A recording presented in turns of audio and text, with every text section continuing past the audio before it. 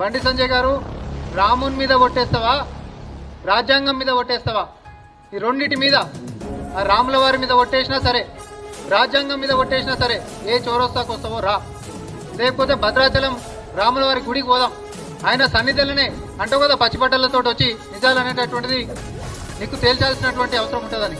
2014 నుంచి మళ్ళీ ప్రభుత్వం మారి ఇప్పటిదాకా కూడా, ఇప్పటి వరకు కూడా ఏడనన్నా ఒక మారుమూల గ్రామంలో కట్టినటువంటి ఇండ్లల్లా ఒక ఇటుకే పెళ్ళకి ఒక రూపాయి గిట్ట కేంద్రం కించి చెల్తే నువ్వు వేడికంటే ఆడికి మేము దేనికైనా సిద్ధం.